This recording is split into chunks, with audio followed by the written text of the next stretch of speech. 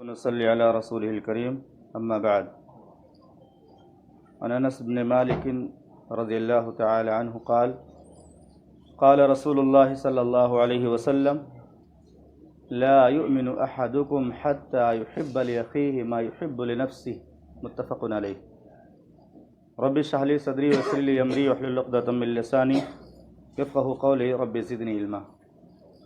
معزز و محترم سامعین اکرام، اس سے پہلے ایک درس میں نے واٹس ایپ سے متعلق چند باتیں پیش کی تھیں، اسی سے متعلق چند باتیں اور پیش کرنا چاہتا ہوں، اور وہ یہ ہے واٹس ایپ گروپ سے متعلق جو ہم لوگ ممبر سازی کرتے ہیں، لوگوں کو جو جوڑتے ہیں، اس کے شرعی حدود کیا ہیں، اس کے اسلامی آداب کیا ہیں. کیونکہ جو بھی آدمی گروپ بناتا ہے تو اس میں بہت سارے لوگوں کو ایڈ کرتا ہے، اس میں ممبر بناتا ہے، فرینڈ بناتا ہے اور جوڑتا ہے، تو شریعت میں اس کے کیا ضوابط ہو سکتے ہیں جس کی پاسداری ہم پر ضروری ہے.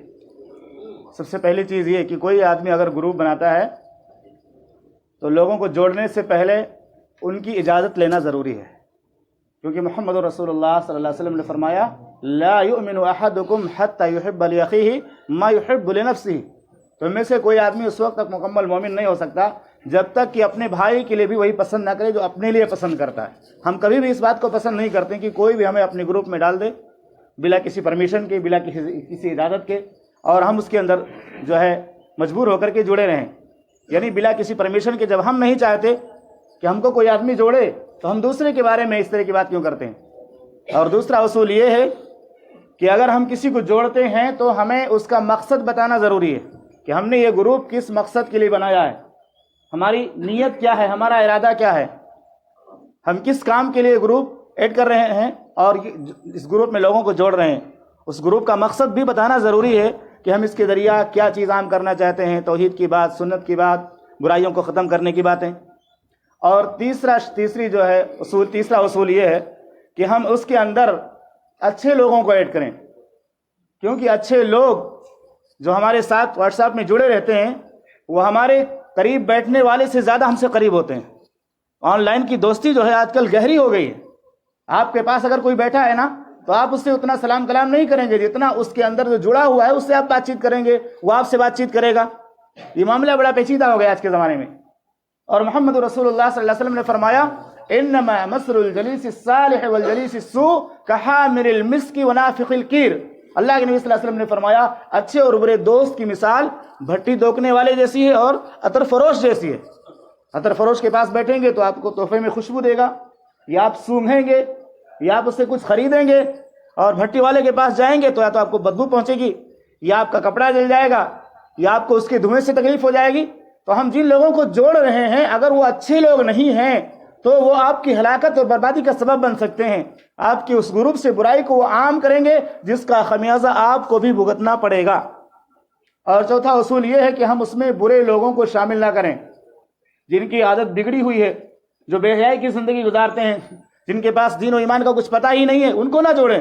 کیونکہ ان کو اگر جوڑیں گے تو اپنی حرکتوں سے باز نہیں آئیں گے. کچھ نہ کچھ وہ میسج غلط طریقے کے، کسی کی غیبت کے بارے میں، چغلی کے بارے میں، فساد کے بارے میں کچھ نہ کچھ ڈالتے رہیں گے، اور ان کی غلطی کی وجہ سے آپ بھی خطرے کے اندر آ جائیں گے اور آپ کی زندگی بھی مصیبت میں پھنس جائے گی. اور پانچواں اصول یہ ہے کہ اگر کوئی آدمی یہ چاہتا ہے کہ ہم اس میں خراب لوگوں کو جوڑ دیں گے، برے لوگوں کو جوڑیں گے اور ان کی اصلاح کریں گے. بہت سارے لوگ بگڑے ہوئے ہیں، ان کو دین کا پتہ نہیں ہے، ایمان کا پتہ نہیں ہے، شریعت کا پتہ نہیں ہے، وہ بے حیائی کی زندگی گزارتے ہیں، تو ہم ان کو اللہ کے عذاب سے ڈرائیں گے، ان کو نبی اکرم صلی اللہ علیہ وسلم کی حدیثیں سنائیں گے، اسلامی تعلیمات سے ان کو آراستہ و پیراستہ کریں گے.